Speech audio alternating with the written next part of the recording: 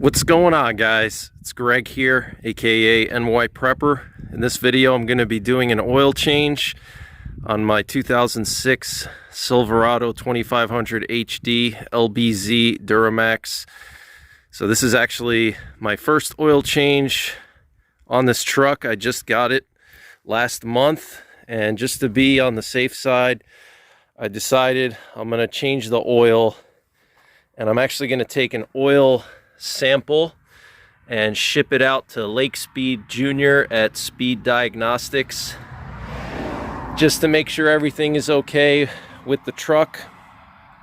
But what I'm actually going to be doing during this oil change is I'm going to be swapping over to the PPE massive filter. Look at the size of this thing. It's like nearly twice the size of the factory filter. And just got this filter removal wrench and then a strap wrench to tighten this guy up. You're actually supposed to tighten this one tighter than factory filters just because it's so massive. So I'm going to be using that strap wrench to tighten it up good so we don't get a leak. So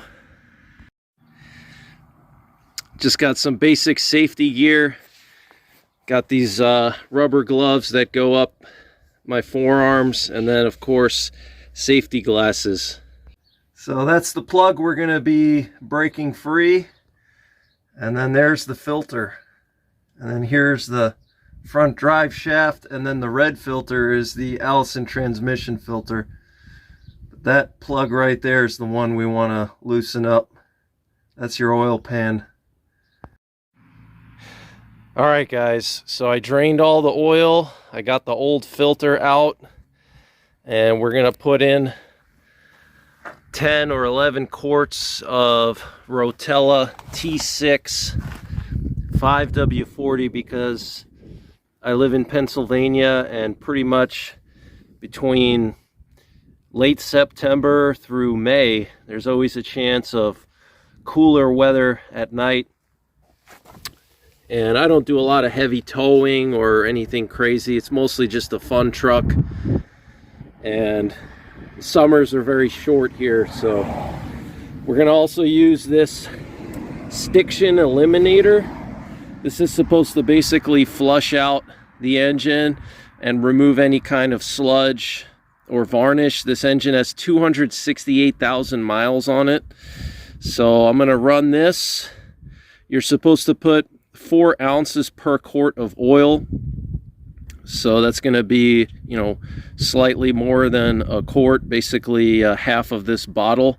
We're going to dump it in there, and here's our massive PPE filter that we got to install. Now PPE says you got to really torque this thing down hard until that O-ring compresses completely against the oil filter housing. Now it was a little bit of a hassle getting the oil filter off. It was on there pretty tight, and there was also a ring of varnish around the oil filter. So when I took the filter off, the O-ring was actually stuck to the housing, and there was like a ring of varnish. You can tell nobody ever bothered cleaning the housing around where the O-ring sits. So there was just like this lip of hard varnish, which I think potentially could cause problems in the future, because your O-ring is meant to compress flat against a flat surface, not against a semi-flat surface with a lip of varnish around it. So I went ahead and cleaned it up just with a shop towel and just hand pressure, you know, just scrubbing it with my finger and the shop towel, and that was good enough to get that lip of varnish. I got my oil sample there.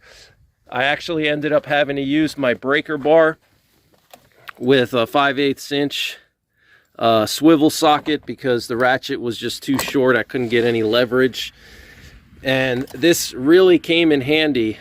I love this thing. This is my favorite oil filter tool because, you know, even if you hand tighten an oil filter and you lubricate the gasket, the O-ring, it still can be pretty tight. you just got to be careful you don't crush, you don't want to squeeze too hard on the filter, because then you're going to crush the filter. You're just basically squeezing it just enough for these teeth to bite into the outside of the filter and give you enough purchase to turn it. But it was on there real tight, and I could see that there was a very, very small leak coming from the O-ring, the gasket, and I think that's just because of that varnish around that nobody bothered to ever clean up when they were doing oil changes. They just kept swapping filters, and the varnish level built up, and so that ring wasn't compressing properly like it should. But it took some good effort to get it off. It was on there pretty tight. So I'll show you underneath what it looks like now. So there's our oil filter housing. You could see how clean and shiny it is, but you can still see like a remnant of that varnish ring. So if you have like a ring of varnish like that, you definitely want to clean that off, either by hand or even just a small flat screwdriver, and make sure if there's any particles or anything, if you're working around that, to clean it off so it doesn't get sucked into your engine. And then we got our plug back in. I'm gonna probably replace this plug next time, just because it's pretty beat up. It looks like it might even be the original plug. You can see it's pretty beat up. So I'm going to get a new one for next time. But we're going to spin on that PPE filter now. Alright guys, so here's the factory filter. You can see how much smaller it is compared to the PPE. And here are the marks from my filter wrench. It took quite a bit of effort to get this thing off. So I may actually get one of those metal strap wrenches for the next oil change, because that PPE filter, I have a feeling, is going to be hard to get off. But I had to hand tighten it pretty snugly, as hard as I could, just by hand. Guys, you don't need to go crazy when you're tightening your oil pan plug and your oil filter. Same thing with your fuel filter. Just tighten by hand snug. Okay, you don't need to go crazy. You don't need to use a filter wrench to tighten anything, because then it's going to be a nightmare to get off. And I've seen some crazy videos, I'm sure maybe some of you guys have too, where an oil filter gets stuck and they're trying to get it off, and what ends up happening is when you're torquing the filter, you can actually rip this, because this is just thin aluminum, you know, it's just a little bit thicker than a beer can, you know. And so people trying to get their oil filter off, and they end up ripping it here, and now you have this part up at the top that's stuck, and then you have nothing to get a hold of to get it off. So just hand tighten, don't go crazy. Same thing with your drain plug, okay? Just tighten with a small ratchet. You don't need to use a breaker bar, you don't need to use an impact gun, okay? Just a small ratchet, as tight as you can get it with a small ratchet, because you're never going to over tighten with a standard ratchet like this. You just don't have enough leverage to over tighten, you know. This is just, I don't know, a 10-inch ratchet, so you're never going to be able to over tighten your oil plug if you just use this, okay? But if you use a breaker bar or an impact gun, you're going to over tighten, okay? And I'm actually going to save this filter and cut it open, and we'll take a look what was inside, and maybe I'll share the oil analysis results with you guys as well when they come back. That'll be in a separate video. All right guys, so we're gonna fill the oil now. I got this funnel, looks like it's called Funnel King. What I like about it is that it has a metal screen, so if God forbid you're filling your oil and anything gets in there, the screen will prevent any kind of debris from getting in by accident. I'll tell you guys a funny story. My dad, actually to this day, he doesn't like to use funnels for some reason. I remember when I was a kid and I would always hang around in the garage, or before we had a garage, he used to work outside like I do now. And I remember one time I said, "Dad, why don't you use a funnel?" And he would just say, "Because funnels are for pussies," basically. He would say funnels are for noobs, you know, beginners. you know. So he would never use a funnel, and somehow he would never spill anything, whether it was coolant, whether it was oil, anything.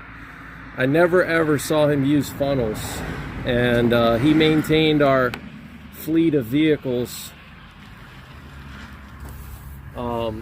But I'm going to use a funnel today. So we're actually going to have to add an extra quart. So we got 4 quarts here. This is 1 gallon.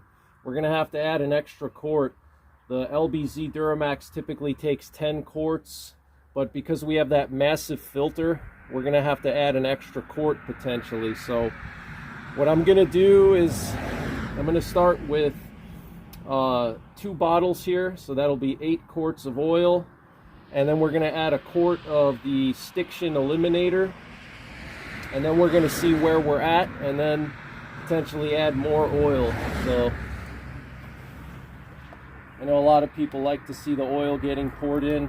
I'm not sure why, but there you have it. And it's pouring in real slow because of the filter, so.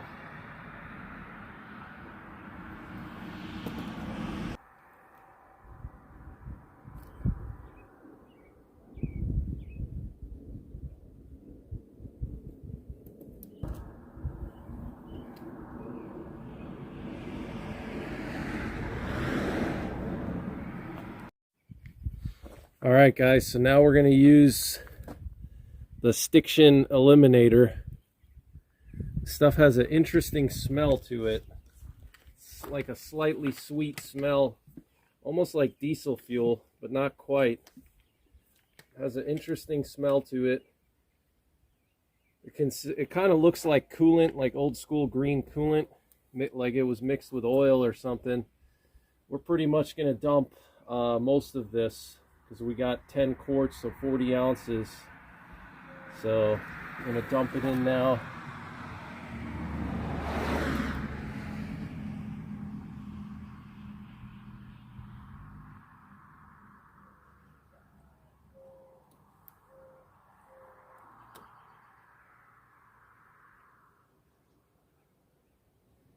It almost looks like old school green coolant mixed with dirty engine oil. Just has a very interesting smell to it. I'm going to go slightly more than a quart. Looks like we're at 32. We're right at a quart now. We'll go a little bit more.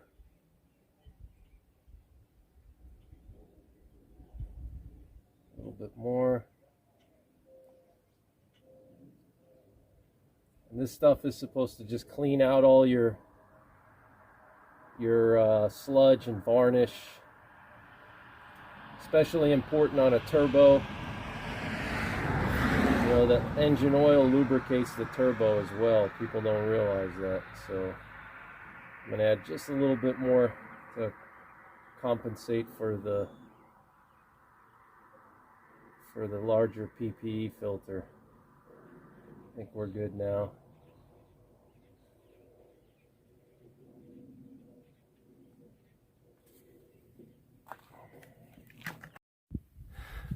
All right, guys, so I filled 2 gallons plus over a quart of the stiction eliminator.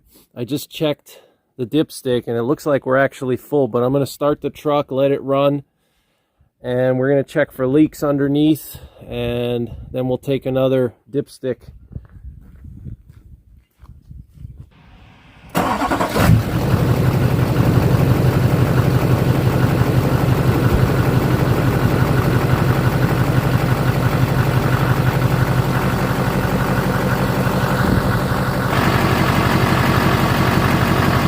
Gonna let it run a minute. Let's check underneath if we have any leaks.